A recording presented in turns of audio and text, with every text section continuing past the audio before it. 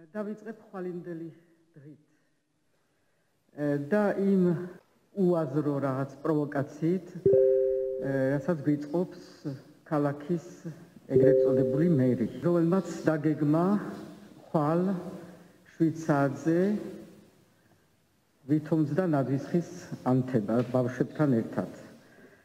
ეს აშკარა პროვოკაცია არის, რამე თუ 2 კვირა არის უკვე უწყვეტლივ, რომ იმ ადგილას იმ დროს არის გამოხატული პროტესტი და ხვალ რადგანაც იმართება პარლამენტში პაროდია, რომელზედაც მე მოგახსენებთ, იმ დღეს უთუოდ იქნება ასევე ძალიან დიდი პროტესტი.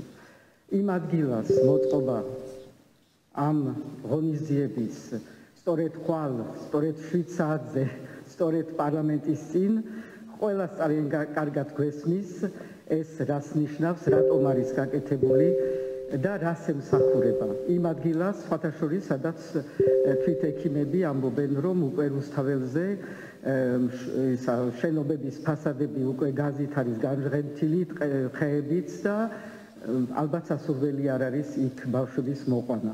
მე მინდა მაინც უთხრა ქალაქის მერს, რომ თუ პროვოკაცია ეს არ არის, რაღა ხვალ მოდის ბარბარობა, რომელიც ბევრად უფრო ბუნებრივი არის, გადაიტანოს და მე ვთავაზობ აქა ორბელიანის წინ, სადაც დააყენა თვითონ რაღაც ბარაკები და ვითომს ბავშვებისთვის სათამაშოები, აქ მოიყვანოს ბავშვები და ორბელიანების სასახლის წინ მოაწყოს ის ღონისძიება, რომელსაც აპირებდა პარლამენტის წინ.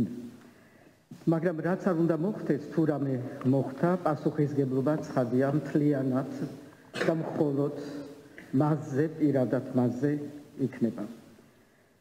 მეორე პროვოკაცია არის ხვალ რაც ხდება პარლამენტში. პროვოკაცია თუ პაროდია, არ ვიცი როგორ დავარქვა, ალბათ უფრო პაროდია, რადგან ეს იქნება ის ღონისძიება, რომელიც მოკლებული არის მთლიანად ლეგიტიმაციას მოკლებული, არაკონსტიტუციური, არალეგიტიმური, ეს მოყვება მთელ რიგ არაკონსტიტუციურ ქმედებებს და ამიტომ ამაზე დიდხანს არც დიდი ანალიზი არ ჭირდება, არც დიდხანს გაჩერება ამ თემაზე. ყველაფერი არის პაროდია, თუნდაც დღეს რაც ხდება, რომ ოცნებიდან გადის ხალხის ძალა, მერე დაბრუნდება, მერე იქიდან ნიშნავენ პრეზიდენტს თუ არ ნიშნავენ. მოკლედ, ეს უკვე აღარ არის არაფერი კავშირი აღარ აქვს ამას, რამე პოლიტიკურ პროცესთან და ეს არის ყველაზე სამწუხარო, იმიტომ რომ გაგვიხადეს სახელმწიფო პაროდიად.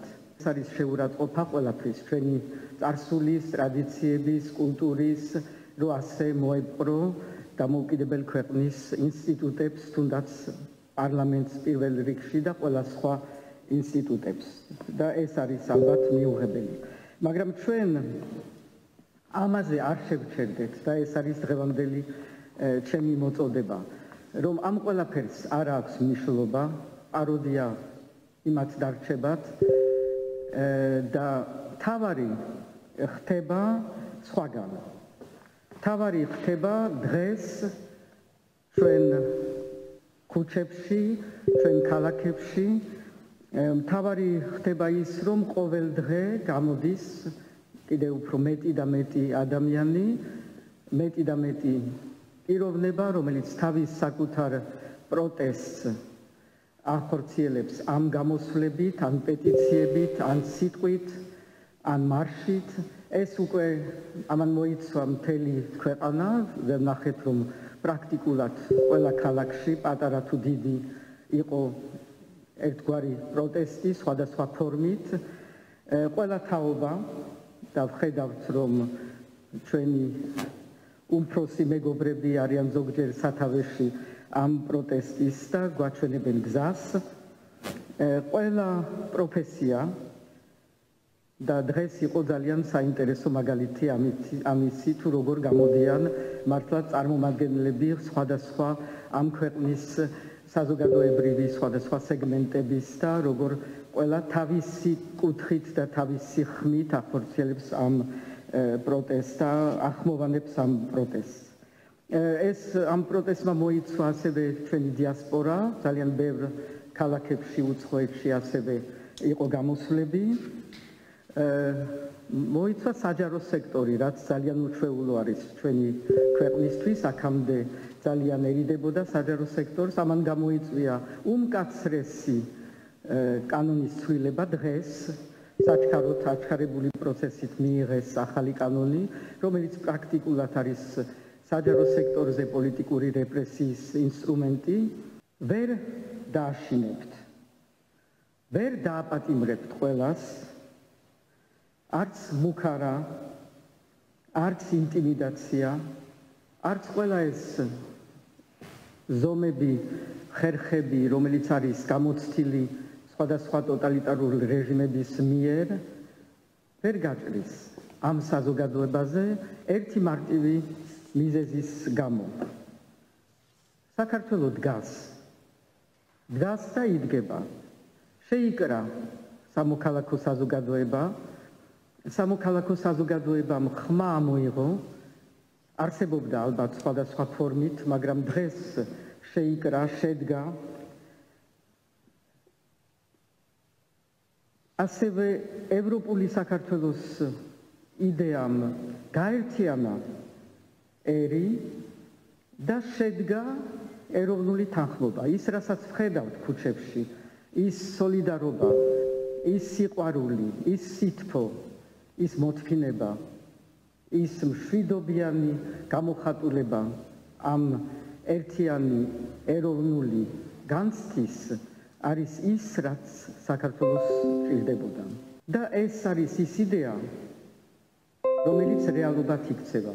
ერთი რამე აკლია და ეს არის ერთადერთი მოთხოვნა, რაც არსებობს, როცა ამბობენ, არ ვიცით რა მოთხოვნა დგას ამ პროტესტის უკან.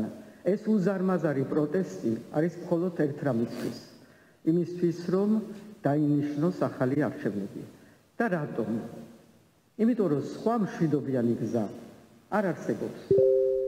სხვა პოლიტიკური პროცესი არ არსებობს.